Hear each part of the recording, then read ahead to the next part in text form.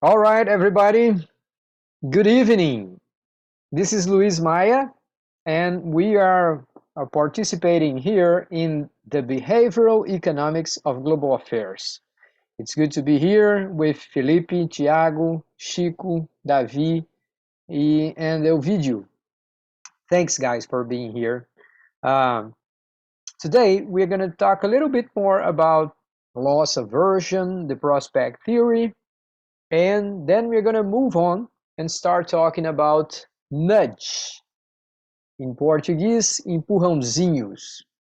Those are both prospect theory and nudge. Those are some of the most famous aspects of behavior economics. Both topics were treated in big bestsellers, books that became famous all over the world almost instantly. So probably you have heard about a little bit about prospect theory before taking this class, and you probably have heard something about nudge, empurrãozinho also. Okay? All right. But I suggested you guys to watch a short film, a short video, in which Daniel Kahneman talks a little bit about loss aversion, overconfidence, and how these two things may end up complicating our lives when we have to make important decisions, and especially when we are talking about entrepreneurship, which means empreendedorismo. When we are deciding to start up a new business or something like that, we have to make important decisions at those points. And then he addresses he makes comparisons of overconfidence and loss aversion in that context. Let me start asking you, what did you guys understood? What you didn't understand? Uh, who would like to start making any comment about the video? Pode ser em português, obviamente, tá? Quem gostaria de comentar um pouquinho, alguma coisa interessante ou alguma coisa que não entendeu no vídeo? Eu gostei da parte, gostei não, né? Achei interessante a parte que ele comenta sobre como é benéfico a ser otimista para a Uhum, sociedade em si, né? uhum. Mas não tanto para o indivíduo, que tem É, diferenças, né? exato. Esse é um ponto central da conversa dele. Muito bom, muito legal, Felipe. Tem um outro ponto que eu gosto muito, cara, que ele começa falando assim: nós queremos que nossos líderes sejam super confiantes, né? Sejam excessivamente otimistas. Se a gente vai ouvir alguém na televisão falar sobre vacina, isso é até interessante que a gente tem escutado muito médico saindo da linha do ponto de vista da ciência. Se alguém vai falar de maneira muito rigorosa, eu preciso dizer assim, olha, gente, a vacina é o risco menor, mas tem risco. Pode morrer por tomar vacina. A vacina é um risco muito mais baixo do que você morrer de Covid, mas tem risco. A vacina ainda é experimental, ela não é definitiva. Sim, existe a possibilidade de daqui a 10 anos essa vacina seja proibida. No entanto, hoje ela é disparadamente a melhor. Então, se a pessoa apresenta honestamente as informações, inclusive relatando aquilo que a pessoa não sabe, a gente não gosta. A gente acredita que aquilo é fragilidade, é insegurança. So we want our leaders to look like they are on top of things, they know it all, and they know exactly what they are doing. And obviously they know that. So they have to have some theatrics, they have to sometimes they have to fake that they know and everything's gonna be all right. So that's what we people require of our leaders. Is natural, and we have to be aware of that. Sometimes people have to play a role. in order to be a leader, and we have to discount a little bit how much confidence we may have on those people's words. Okay, so what else? Please, some of you, any of you, explain to me in simple terms what exactly do you understand by loss aversion. Além do Felipe que falou agora há pouco, quem gostaria de explicar para mim, em poucas palavras, o que entende por aversão à perda?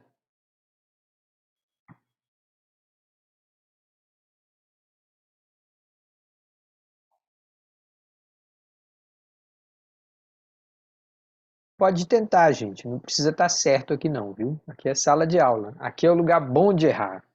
Aqui quando a gente erra é ótimo. Porque aí o professor ensina, a gente discute, a gente aprende e ao errar a gente nunca mais esquece.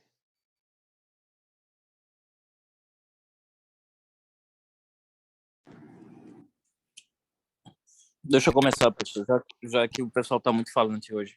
Tá bom. Bom, quando a gente, principalmente no ambiente dos negócios, né, interessante é você não ter perdas quando você fala de perdas financeiras, perdas materiais. Então, acho que esse cuidado no empreendedorismo é que precisa ter. Muitas vezes as pessoas começam a empreender de maneira informal, e só partem para a formalidade quando o negócio meio que dá uma engrenada, enfim. Ele vai tomando uma proporção tão grande, mesmo que de maneira empírica, que força o empreendedor a se formalizar. E também isso é estatístico, mais da metade das empresas acabam fechando no primeiro ano de vida. Então, se não tem um estudo de mercado, uma preparação do ponto de vista mercadológico e financeiro, a tendência acaba sendo essa, ou quando é um empreendedor nato que tem de forma ali informal o negócio crescendo, a coisa dá certo. Mais ou menos isso. Excelente, muito bom, Davi. Bons pontos. Luiz, ele também falou alguma coisa sobre a gente valorizar mais as perdas do que os ganhos, né? Pois é. Se a gente for falar definição bem direta de que é aversão à perda, é que perder R$ 100 dói muito mais do que ganhar R$ 100, né? Então, do contexto de empreendedorismo, como é que, e eu acho que aí a fala do Davi foi bem direto, fala assim, ó, o cara, ele só vai, né, formalizar, contratar mesmo, formar a carteira assinada toda, quando ele tiver um pouco mais de sensação de controle daquilo ali, porque ele sabe que, por exemplo, demitir é muito caro.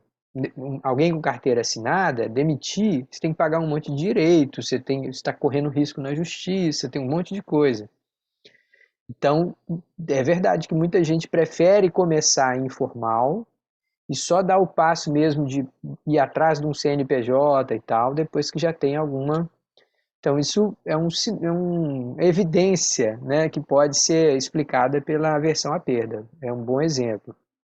Agora, tem uma coisa também, cara, porque veja só, ao mesmo tempo que as pessoas têm aversão à perda e elas evitam de colocar todas as fichas logo no negócio, logo de cara, a aversão à perda também pode ser muito ruim, porque o cara demora a reconhecer que deu errado. Então, as empresas, o cara começou, o mercado falou para ele assim: você não está indo bem. Aí ele fala: não, a vida é assim, eu preciso estabilizar o meu negócio e tal, estou tendo pouco, mas eu vou fazer uma ação e tal. Aí ele insiste. Aí ele já começou a perder dinheiro. Ele fala: não, mas é o primeiro ano e tal, é sempre difícil e tal. O cara não quer reconhecer que ele perdeu. Reconhecer que ele errou, reconhecer que deu errado, às vezes é tarde demais. As pessoas só vão. No Sebrae isso acontece muito. As pessoas só procuram o Sebrae quando já estão até aqui, ó. O cara liga e fala: preciso de socorro. E aí alguém fala lá: não, vamos fazer o seguinte, vamos começar a entender seu fluxo de caixa. Nunca calculei isso. Pô, como é que você montou empresa que você nunca pensou no fluxo de caixa? Então tem isso também. Agora, o sujeito que a gente está falando aqui de um caso típico, né? Um caso hipotético de um empresário brasileiro. A gente sabe que as estatísticas são mais ou menos essa aí. Na descrição do Kahneman, ele falou 1/3 of the companies, of the businesses, they survive after 5 years. E o Davi falou uma outra informação. Ele falou assim: depois de 1 ano, metade já morreram. É possível que a mortalidade no Brasil de empresas seja mais alto mesmo. Mas nos dois casos o número é muito elevado, né? Então, assim, 2/3 das pessoas fracassarem num prazo de 5 anos significa que ter negócio é uma coisa muito difícil. Mas aí, o cara que ele tem loss aversion, ele também tem overconfidence. O cara tem medo de perda, mas ele tem confiança que vai dar certo. Senão ele não ia, senão ele não montava os negócios, né? Então, o ponto que eu queria provocá-los é pensar assim: olha como é desastrosa a aversão à perda combinada com sobreconfiança, com otimismo exagerado. Porque você, se tiver sinais de que começou um negócio na hora errada, no lugar errado, ou que sua operação foi montada errada, você não quer reconhecer que perdeu, segundo a versão à perda, e você continua acreditando que tudo será melhor no ano que vem. Então, quer dizer, o colapso dos pequenos negócios, dos novos negócios, com a combinação desses dois fenômenos, pode ser mais grave do que ele poderia ser. All right, guys, this is a good example, and this is, this kind of situations, they help us realize if we have actually understood, apprehended what we were talking about here, okay? So we're going to have this kind of deals sometimes. From time to time, I'm going to ask you to stop and think and give me examples so I understand that you are okay. You are actually familiar and you know how to play with those concepts, all right? Okay, so let's play some more. I have something else here that you're probably gonna like it. It's one of those forms, but in this case, it's not an exercise. Don't worry. I mean, it's an exercise, but it's not for grades, and it's mostly for fun, okay? There are no perfect answers or anything like that. So let me give you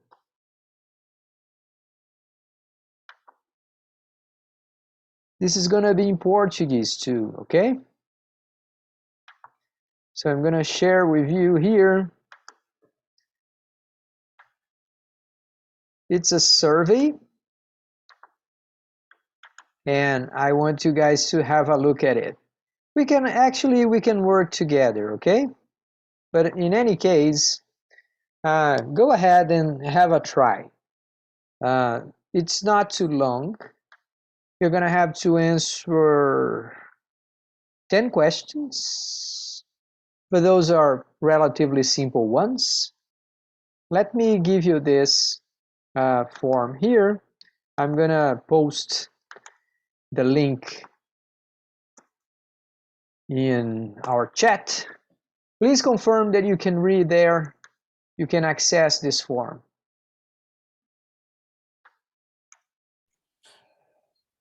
Teacher, Yes. please, we need to answer right now. Yes, I want you to try. Tente responder. Marque lá as respostas que você achar melhor. São 10 perguntas. Uma delas afinal, é meio escrever uma linha, mas o resto tudo é marcar a opção. And I'll give you like 5 or 10 minutes, and then we're going to talk about each of those questions, okay? Diga lá, Felipe. Okay? The link is working here. Okay, great. Davi, o vídeo. You guys accessed the link, okay? Chico, tá funcionando aí? Thiago? Okay, I will try right now. Okay, thanks. Ok, teacher. All right. Tenta lá. As questões são em português, então facilita um pouco.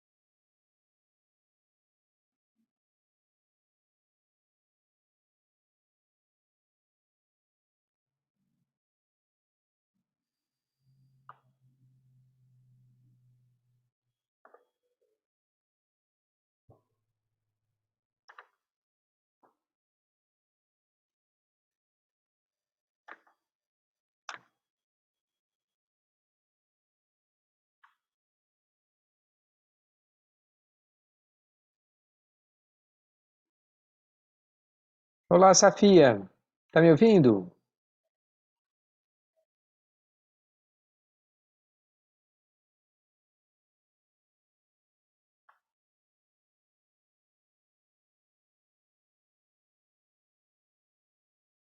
Tá me ouvindo, Safia? Faz um sinalzinho aí, coloca um joinha, por favor.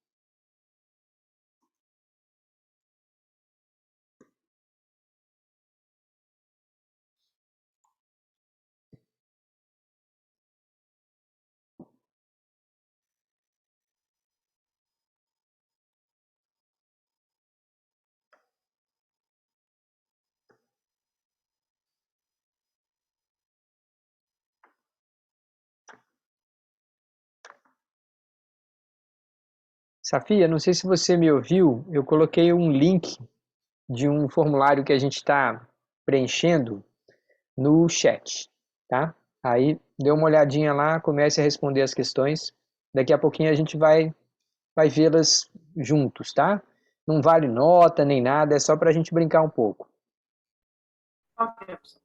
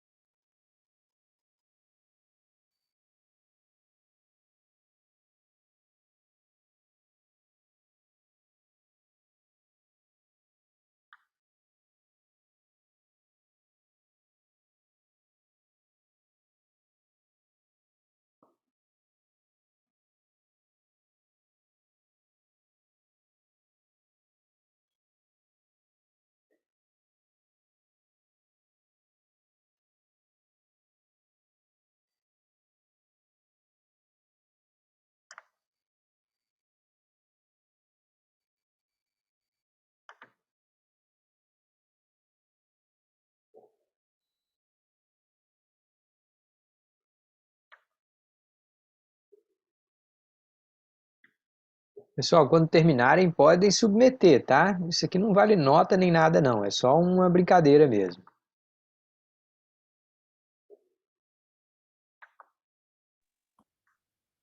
Mandei agora. Legal. Vou dar mais uns 2 ou 3 minutinhos aí para a gente chegar todo mundo junto.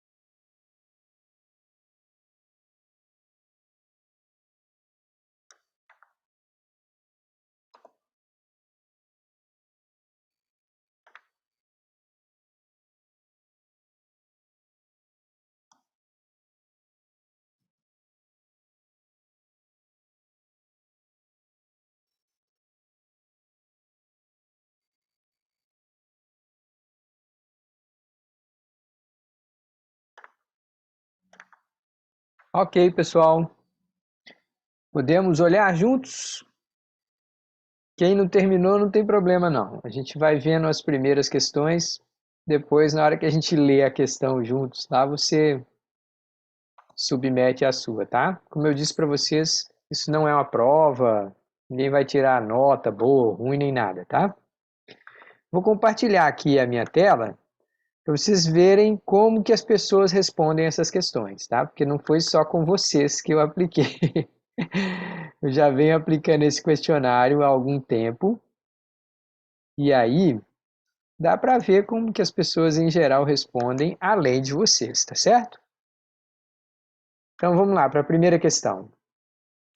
Ao entrar pela primeira vez no escritório do gerente de compras de uma empresa com quem você gostaria de fazer negócios, você nota uma foto do mascote da equipe de sua universidade na parede.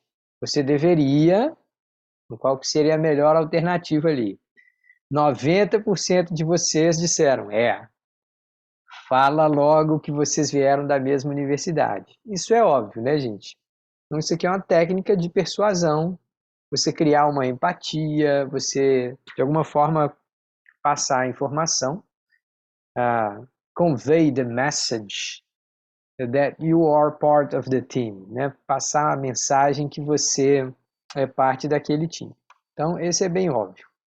Aqui já vem mais polêmica, ó, começou um pouco mais polêmico. Você está tentando convencer o conselho de administração de sua empresa de que é melhor implementar uma revisão cara para as suas funções de back-office. Então você vai ter que fazer lá algum tipo de ajuste na empresa que custa caro. Você sabe que o conselho está muito preocupado com os custos, então você também formulou 2 planos alternativos, que são menos caros e menos abrangentes. Quando chegar a hora de sua apresentação, qual das seguintes estratégias você deve usar? Aí, a que está ganhando aqui é assim: descreva primeiro a revisão de médio alcance e, em seguida, pergunte ao presidente se gostaria de ouvir os demais planos, né? Os planos de o mais completo e o plano mais simplesinho, tá? Embora esse daqui seja claramente a opção mais racional, né? Se você pensar assim, não, o que seria a melhor atitude para ajudar o gerente ou o conselho a tomar a decisão equilibrada? Essa daqui seria a mais racional. No entanto, se você quiser convencer as pessoas, a primeira coisa que você deveria falar é dizer assim, ó, esse plano aqui é o mais caro, mas tem como ser um pouco mais econômico. E aí dava para fazer assim, assim, assado. Ó, agora, se vocês tiverem que fazer só o basicão, tem esse terceiro plano aqui. Nesse caso, esse que ganhou 33,3% aqui, ó, acabou de empatar, está empatado. Nesse caso em que você descreve a opção mais cara, geralmente as pessoas sentem um alívio com a segunda e, obviamente, com a terceira eles descartam. Então, se você quiser induzir alguém a escolher a opção do meio, colocar uma opção ridiculamente cara é muito comum e é muito eficaz. Então, se você chega no mecânico, ele te dá um primeiro orçamento dizendo que você vai ter que gastar R$ 2.000 no carro. Aí você fala assim, não, meu amigo, peraí, vê aí o que é urgente e o que é o que eu posso fazer daqui uns 6 meses, ou daqui uns 3 meses e tal. E aí ele vai te dar o orçamento real. Então é muito comum esse tipo de técnica nas vendas, tá, gente? Não existe resposta certa, mas estou mostrando aqui como que no dia a dia dos negócios a gente vê aspectos de persuasão em todo o tempo. Terceira questão. Sua empresa está lançando um novo produto. Seu chefe pede que você participe de uma decisão de marketing. Ele está considerando duas opções para gerar interesse inicial do público: oferecer uma redução de preço no produto por um tempo limitado ou oferecer uma redução de preço para um número limitado de unidades a serem ofertadas. Gente, aqui ó, o tempo limitado é o que é mais comum. Eu estou vendo que 57% de vocês disseram que é o tempo limitado. Mas os estudos mostram que dizer que o número de unidades é limitada é mais eficaz. A pessoa tem uma sensação de que a escassez é enorme e de que aquela é uma oportunidade que você tem que agir rápido. Então, é mais comum a gente ver, né, na propaganda, na televisão, no rádio, as pessoas dizendo promoção por tempo limitado. Mas quando você fala que o número é limitado, a mensagem de escassez é muito mais forte. E aí, geralmente, você consegue uma reação mais rápida por parte dos clientes, tá? Parece que é mais crível a ideia de que só tem aquele número de produtos, mesmo que seja mentira, né? Ele fala isso porque parece ser muito palpável a ideia de que acabou, acabou. Tempo limitado, as pessoas ainda conseguem imaginar assim, não, na verdade ele pode estender esse prazo e tal. Afinal de contas, ele tem um estoque lá. Tá, vamos para a questão 4. Você tem uma reunião importante agendada com um cliente em potencial. Você sabe, pelas suas discussões anteriores, que o interlocutor está impressionado com sua proposta, mas não acredita que implementar suas ideias neste momento seja uma prioridade. Qual das seguintes abordagens que você deveria adotar para convencê-lo? Aqui vocês, a grande maioria, vocês, mas todos os meus alunos costumam identificar a resposta correta, a resposta mais eficaz, né? Em termos de persuasão. Enfatize o que ele perderá se não implementar suas ideias naquele momento. Então, isso é muito forte. Vem a ideia da aversão à perda. Então, o que vocês conseguem perceber, gente, que seja para manipular as pessoas, seja para ajudar as pessoas, os conhecimentos que a gente está discutindo aqui são extremamente eficazes. Eles estão no dia a dia. Ao conhecê-los, a gente está um pouquinho menos suscetível a ser manipulado. Por outro lado, a gente também reconhece que algumas estratégias dessas vão ser implementadas mesmo. E aí o gerente está fazendo uma ameaça crível. Se você não acreditar, você pode perder. Vamos para a questão 5. Imagine que você é o gerente, o azarado gerente de uma campanha de um candidato político que recentemente perdeu a confiança do público. Agora imagine que o candidato quer reconstruir sua reputação, enfatizando sua imagem como um duro combatente do crime. Você sabe que o oponente tem um histórico incrível a esse respeito. Então, concorrente, tá? O concorrente tem um bom histórico a esse respeito. Como é que você ia abordar essa questão na propaganda para o seu chefe? Aí a primeira opção. Meu oponente não foi longe o suficiente no combate ao crime. Ou seja, coloca em dúvida a questionamento do outro. A segunda diz, muitos apoiaram minha habilidade e disposição para combater o crime. Apela para a ideia do consenso. Todo mundo sabe que eu faço isso, todo mundo me reconheceu que eu faço. A terceira, embora meu oponente tenha de fato um bom histórico de combatente ao crime, então eu vou dizer, o meu candidato é melhor. E o último diz, combater o crime é uma questão crítica. E aí nem sequer fazer menção ao concorrente. Pessoal, é claro que aqui a gente está falando sobre tendências, tá? Mas dentro da mensagem de persuasão, dentro das técnicas de persuasão, se a questão é ganhar a reputação, você precisa dar um sinal claro de que você fala a verdade.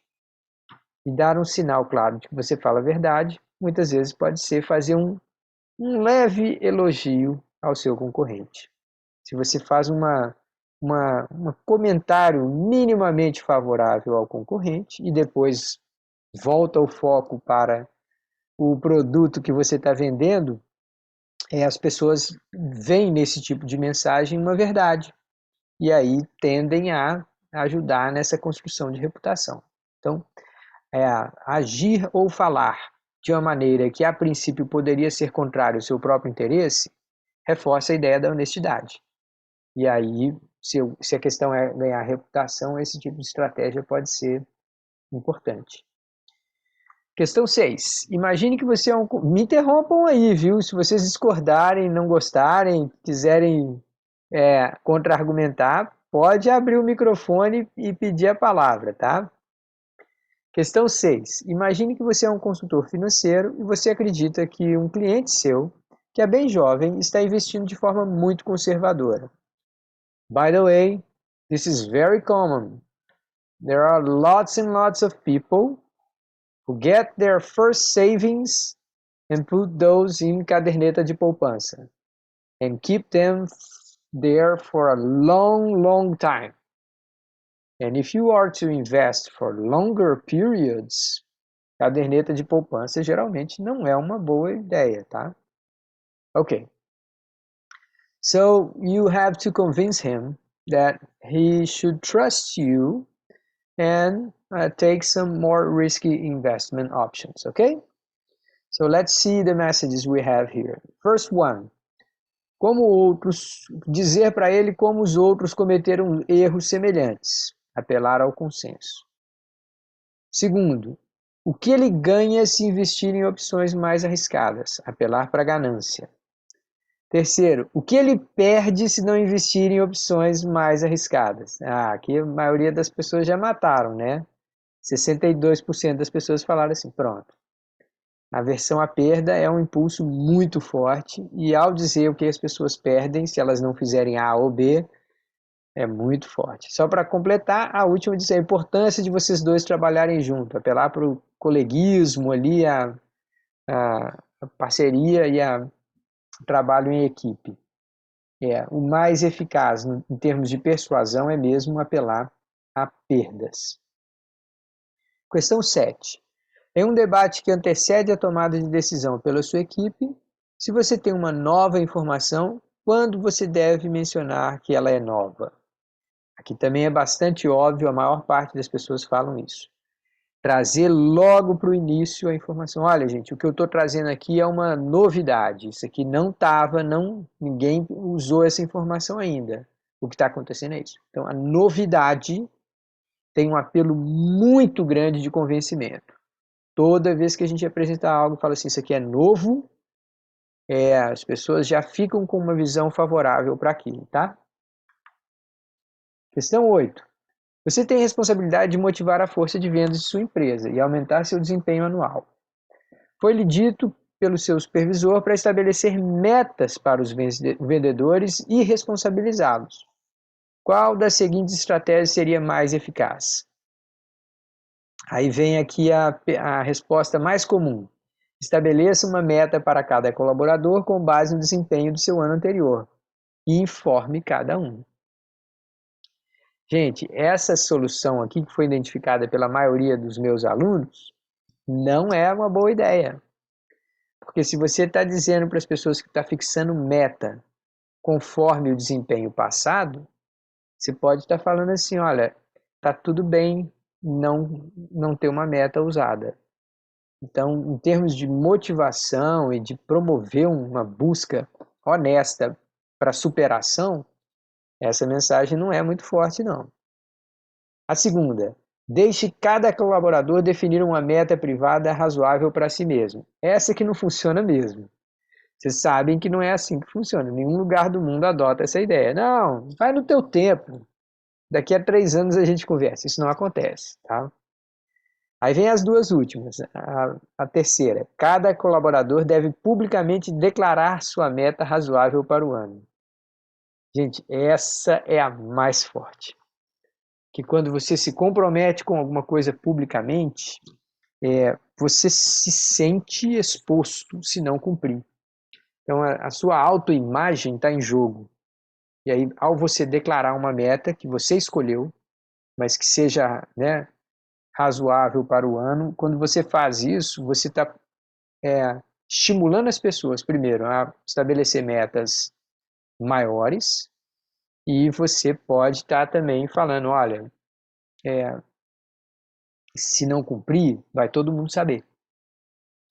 Tá, a última diz assim, estimule cada colaborador a definir um objetivo pessoal irrealistamente alto, mantendo para si mesmo a meta. Não, isso aqui não era só para completar a lista de opções. Certamente não é a que funciona, tá?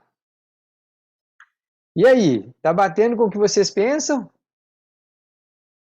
Ou vocês já foram surpreendidos por alguma dessas aqui? A do político ali eu não esperava, não. A do político é difícil, né, cara? Mas o bom marqueteiro sabe disso. Fala assim, se o problema é reputação, você precisa dar um sinal claro de que você está falando a verdade. E uma das maneiras convincentes de fazer isso é conceder algum tipo de avaliação positiva para um concorrente. Questão 9. Você está tendo dificuldades com o desgaste dos funcionários, então você organiza um retiro para unir e energizar a equipe. Você quer dar a cada membro um presente por participar, algo que irá reforçar o compromisso do colaborador em contribuir com a organização. Qual das seguintes estratégias é provável que produza melhores resultados? Então, vamos dar uma olhada aqui, porque 85% escolheu uma coisa só. Dê a cada funcionário um presente personalizado e que seja significativo, mesmo que não seja caro. Gente, aqui é muito fácil de julgar porque a gente sabe como que a gente se sentiria. Então, nesse momento, dar um presente caro, se for para todo mundo, primeiro que você gasta muito dinheiro, mas segundo que ele passa a ser sem significado. O mesmo presente para todo mundo é a mesma coisa de falar assim, é meu direito. Todo mundo recebeu, então não existe nenhuma mensagem aqui. Dê a cada funcionário um presente, não dê a eles presentes, mas agradeça-lhes por participar. Essa até que não é de todo uma má ideia, não, mas não é assim que funciona. As pessoas sentem uma gratidão, as pessoas sentem um compromisso de retribuir quando elas se veem beneficiadas por uma pessoa ou organização. E a última, dê presentes apenas aos funcionários que preencherem os formulários. Se você colocar ainda a condição para receber o presente, aí você está comprando. Aí virou simples comércio. Então isso aí não vai criar nenhum tipo de empatia, tá? A 10ª, e aqui eu nem vou trazer as soluções, eu vou querer ouvir vocês, fala assim, voltando à questão anterior, o que há de bom e o que há de ruim no acordo mais comum? qual que é a modalidade mais comum de final de ano nas empresas em que você já esteve ou nas organizações que você já esteve? Sortear, e no sorteio tem as coisas mais caras, um vai ser uma viagem de avião não sei para onde, o outro vai ser um almoço no restaurante não sei das quantas, o outro vai ser um adesivo para pôr no carro. E aí quem tiver mais sorte leva o presente bom. O que há de bom e de ruim nessa modalidade que é tão comum? O que vocês acham? Eu coloquei que de ruim podia causar alguma inveja, né, entre os colaboradores, daqueles que receberem melhores presentes, e também podia gerar desconfiança, né, por parte da idoneidade do sorteio. Tem isso. Tem a preocupação de falar se não é marmelada, né? Se não é sempre a mesma pessoa, o mesmo setor que ganha. Vai que você tem 3 sorteios anuais, 3 anos seguidos cai no mesmo setor. Então a chance de ter desconfiança é muito grande. Quem mais, gente? Quem gostaria de falar de coisas boas e ruins de um esquema como esse?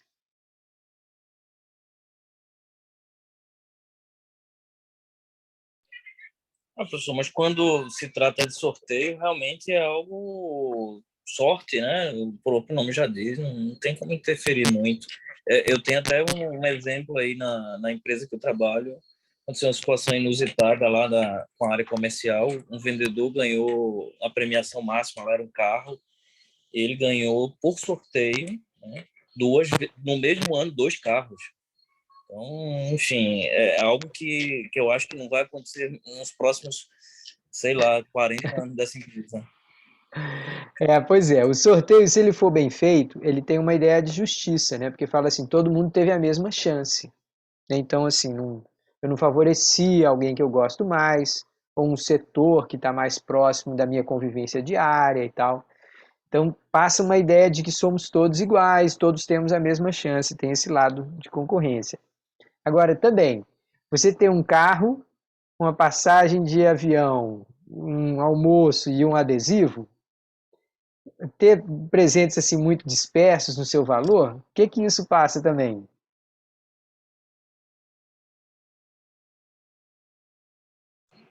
E tem que ter um pouco de bom senso, né? Uma equidade aí na premiação para que as pessoas se esforcem, né? Nesse caso que eu citei, já começava os participantes desse sorteio tinham que atingir metas. E Uhum. atingindo essas metas, eles ganhavam cupons. Então, esses cupons é que iam para o sorteio. Então, já começa daí. Pois é. Enfim, e as premiações, sei lá, premiações em dinheiro, moto, e o prêmio final era o carro. Uhum. Pois é, mas o meu ponto era falar assim, Davi, às vezes o cara colocar vários presentes baratos e um presente muito caro, passa a ideia de que ele está fazendo economia, de que ele está falando assim, não quero gastar muito com esse povo, então eu vou dar um jeito de enganar todo mundo aqui e gastar pouco para premiar, entendeu? Então, dependendo da escolha dos presentes, aqui a gente está fazendo uma brincadeira, né? A gente está pensando bem hipoteticamente. Mas esses desafios existem, cara. Você precisa tomar decisões desse tipo. All right, guys. So this exercise that we just did, this is like playing. We are just exercising some of our concepts. But most of all here, we were emphasizing persuasion. Persuasion is very close to manipulation. All right? If you manipulate people, you are leading them to make decisions that are for your own interests, right? If you are persuading someone, well, that could be neutral, right? Could be either for me, myself, or for the other person too. But in any case, if we had a scale, we have here on the right hand side, we have manipulation.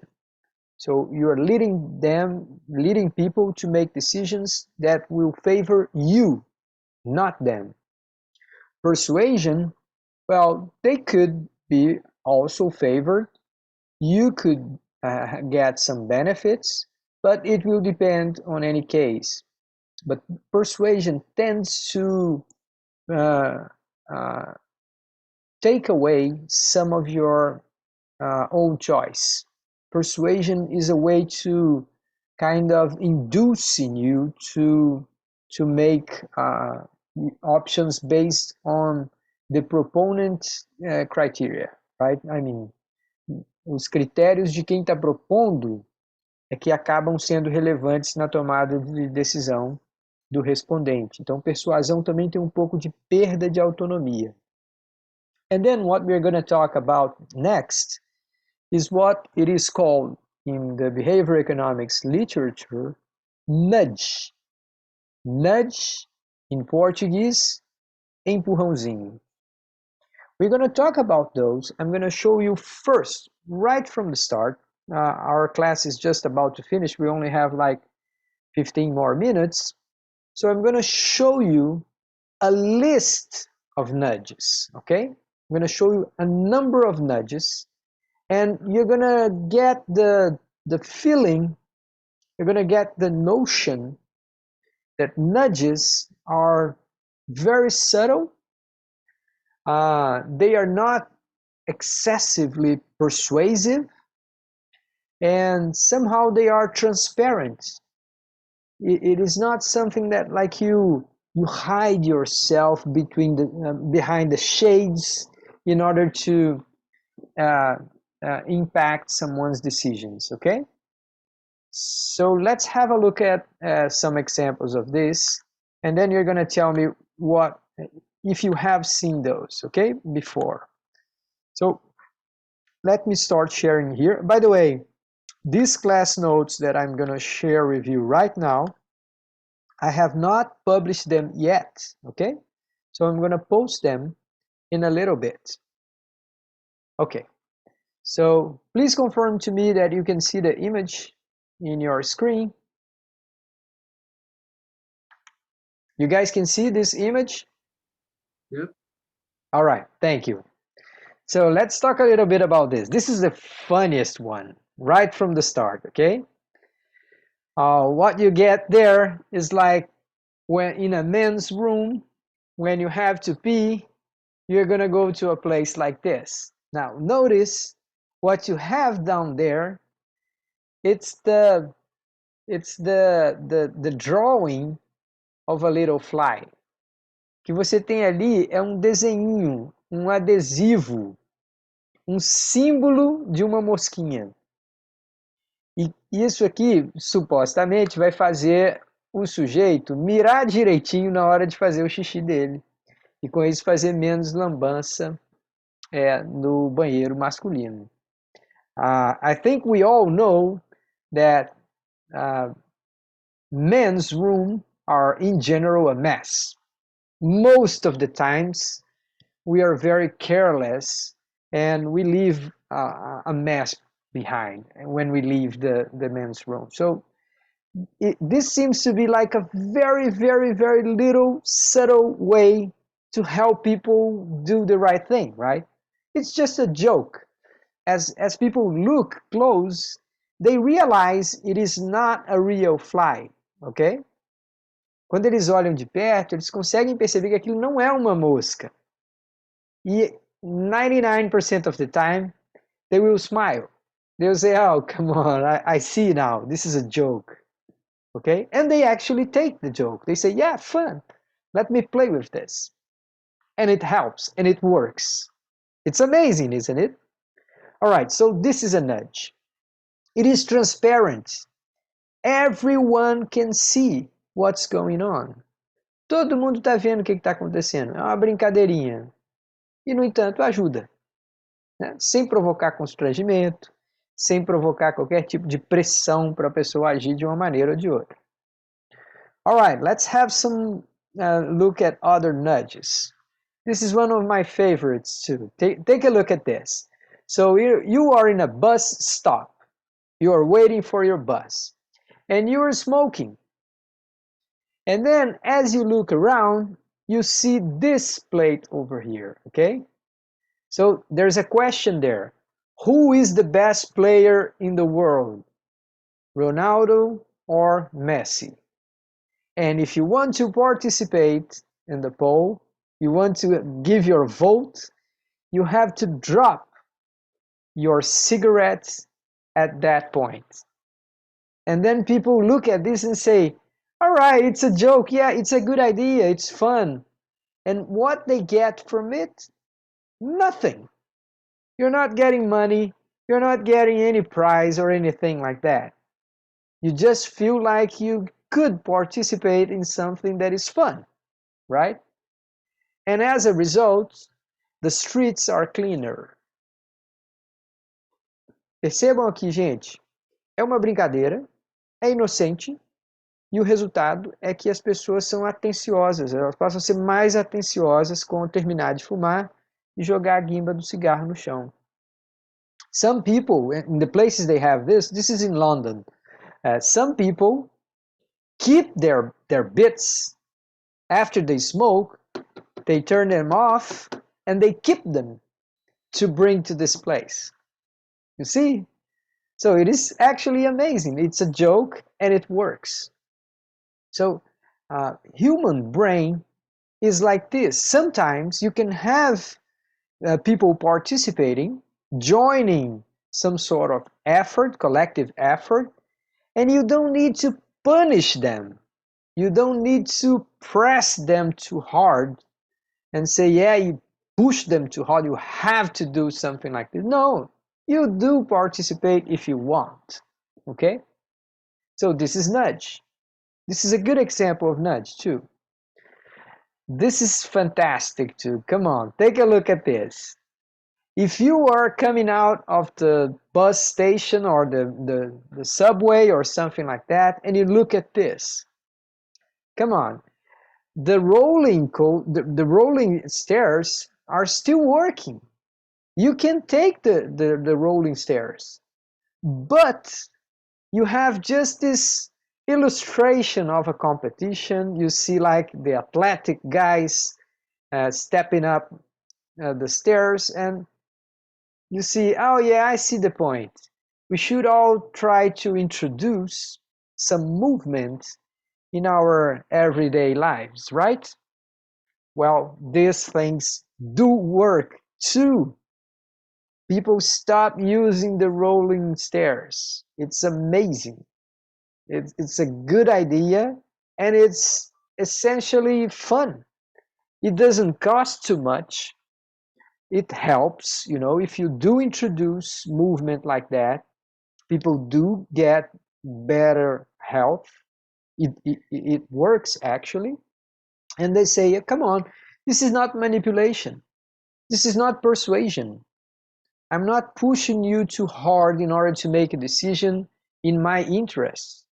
What I'm saying is, like, in a transparent way, I bring you this joke and I let you free to choose if you want to participate or not. And it works. If you go to this Hamburg's, it's a city in Germany.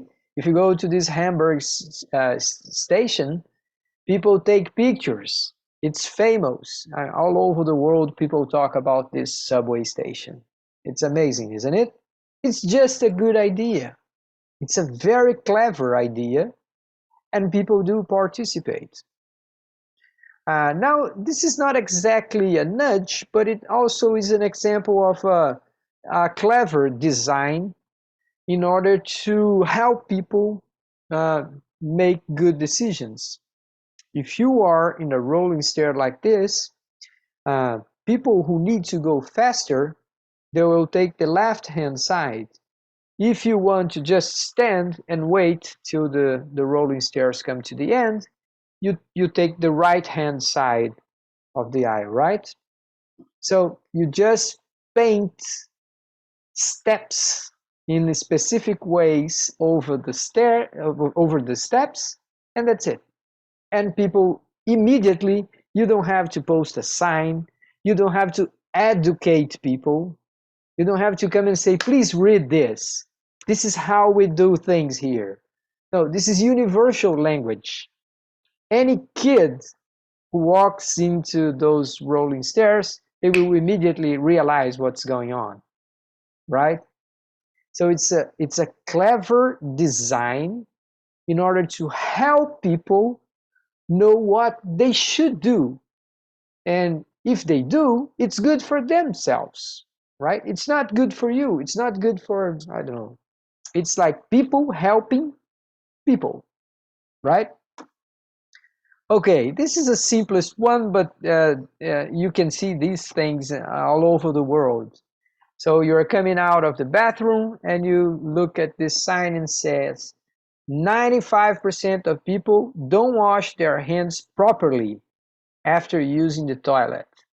95% of the people.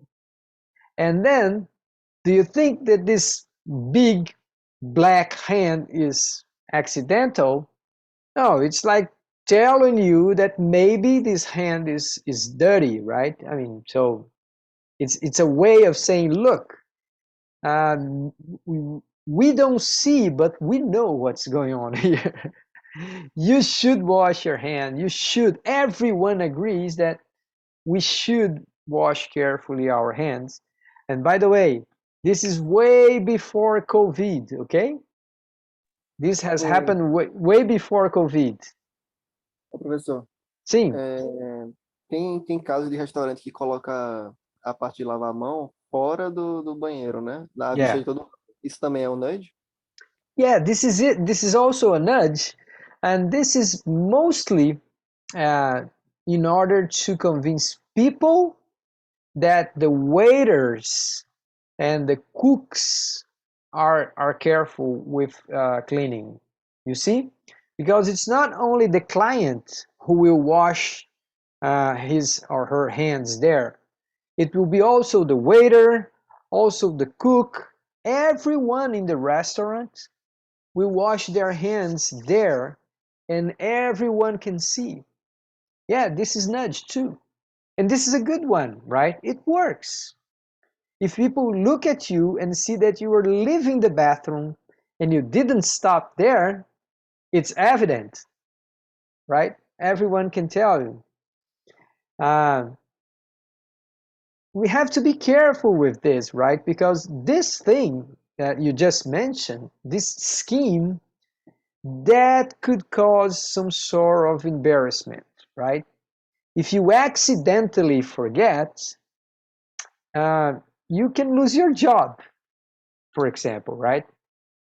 If you are having dinner with your boss and he sees you leaving the bathroom and you don't wash your hands, he may just decide that you are not the right person for the job.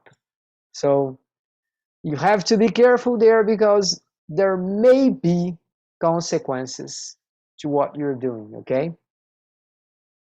Esse exemplo é muito bom, viu, Felipe? Porque na hora de desenhar um nudge, você vai precisar se perguntar e de alguma forma vislumbrar todas as possibilidades de efeitos que ele vai ter.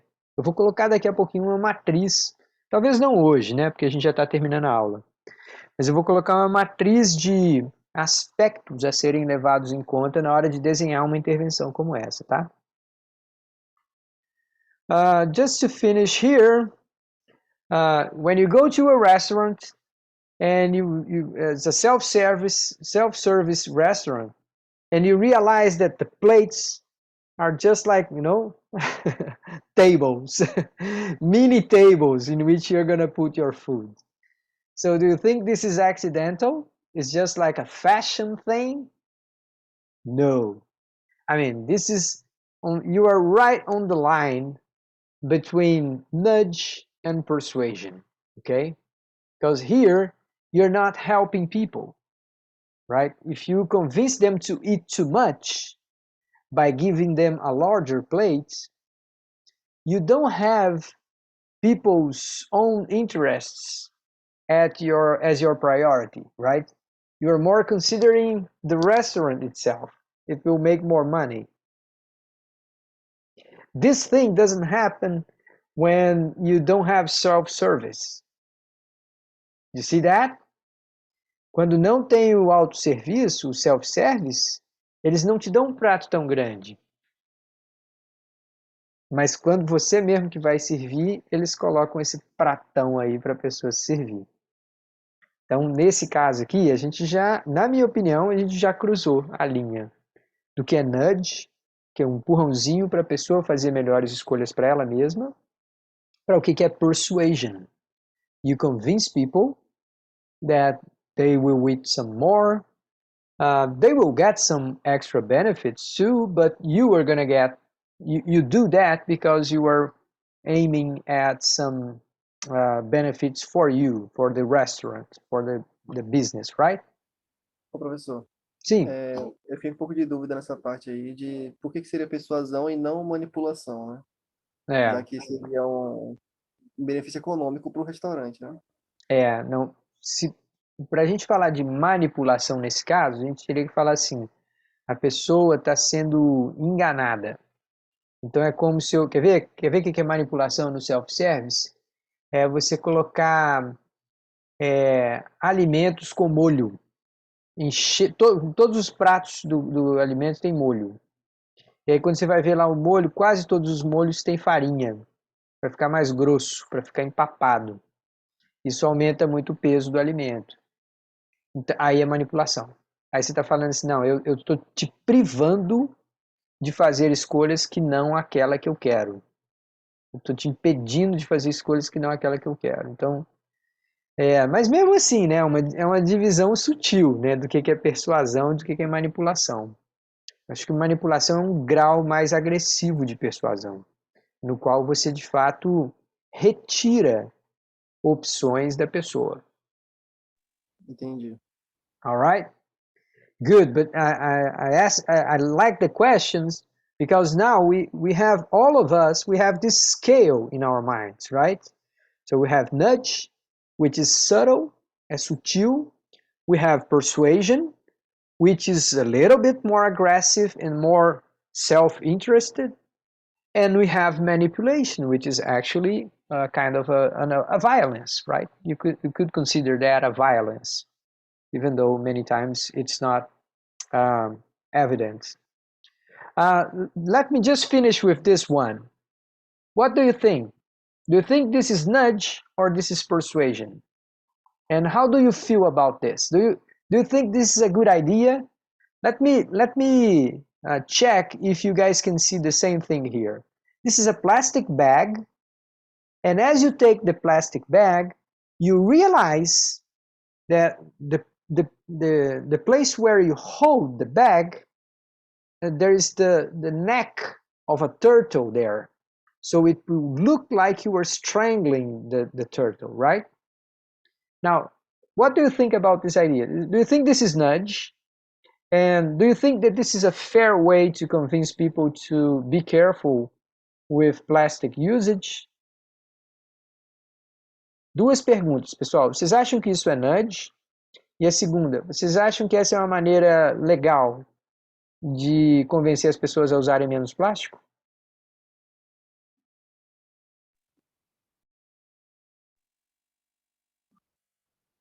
Bom, eu acho que seja um nudge, mas sobre ser legal ou não, acho que eu não sei, não tenho a opinião aí direitinho. Pensando Alright. aqui. Good, good. Boa resposta, Felipe. O que você acha do vídeo? Você acha que isso é nudge? E se isso é legal, vale a pena fazer pela boa causa de tentar reduzir o uso de plástico?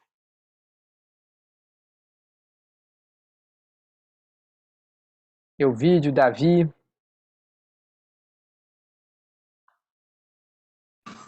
Eu achei bastante impactante, sabe, professor? Mas assim, Uhum. vai ter um efeito desejado. Uhum. As pessoas vão se sentir intimidadas em usar tanto plástico, né, nas embalagens. Uhum. Ok. Então, pessoal, olha só.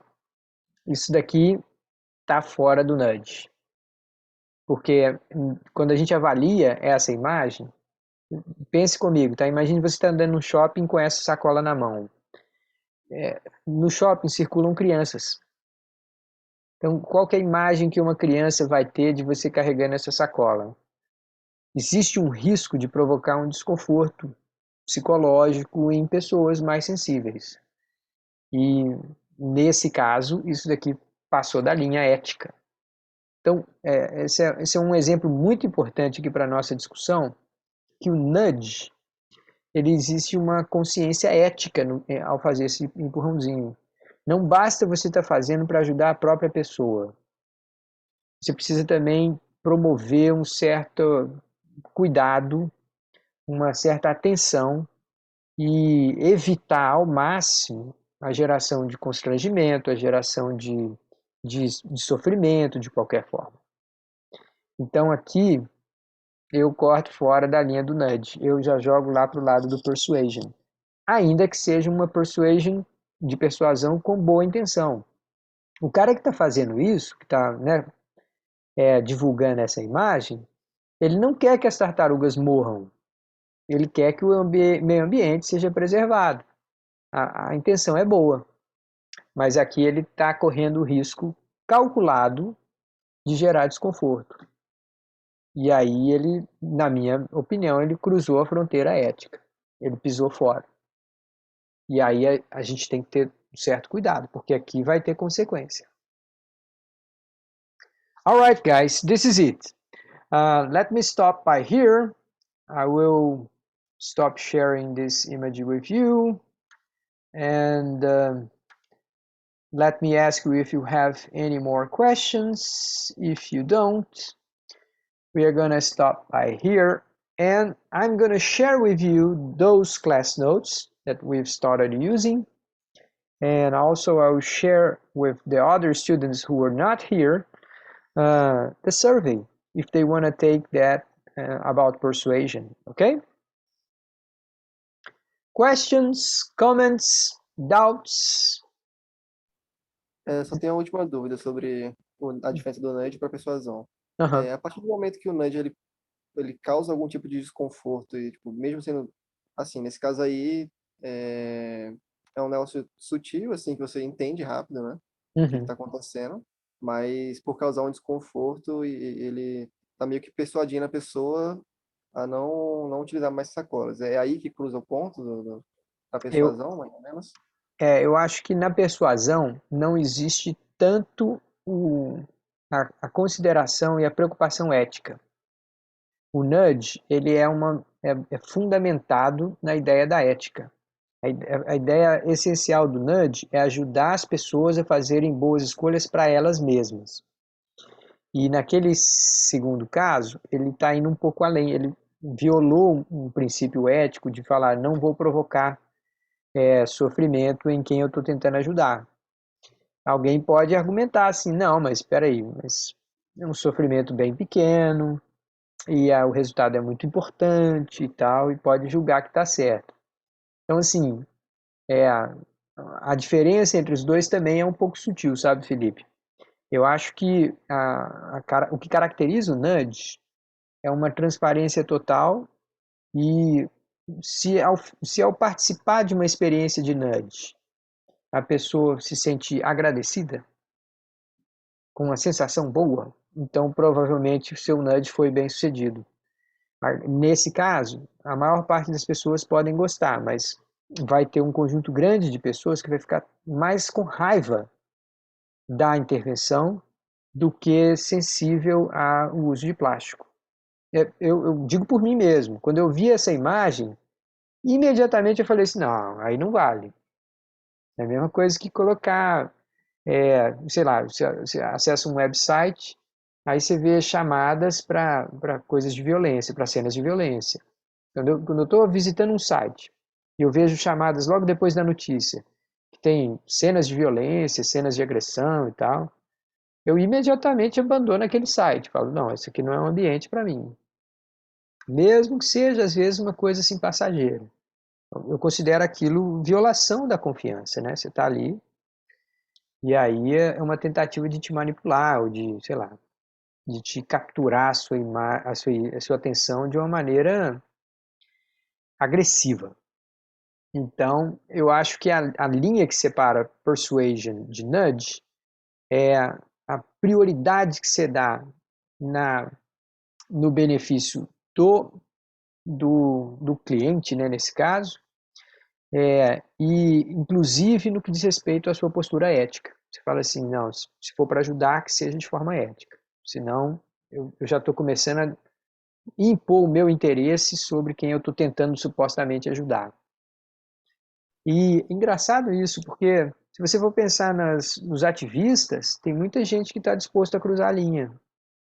Né? Tem muitos ativistas de qualquer causa, pode ser a causa mais bonita que seja. Tem gente que está disposta a agredir, a humilhar, a constranger, né? na hora de fazer a sua intervenção, por mais que seja uma boa causa. Eu estou tentando salvar as crianças do Tibete. Aí eu vou lá e coloco crianças pintadas de vermelho, como se fossem cheias de sangue, e boto na rua, na frente da sua casa. Oh, que isso, cara? Então, a causa pode ser boa, mas se você está provocando um soco no estômago da pessoa assim, né? And for me, that's not nudge. All right? Entendi. Acho que agora ficou mais claro. All right, guys. Thank you. Have a good evening. Enjoy your Friday. And I'll see you next time. Okay? Até mais, professor. Valeu. Tchau, tchau.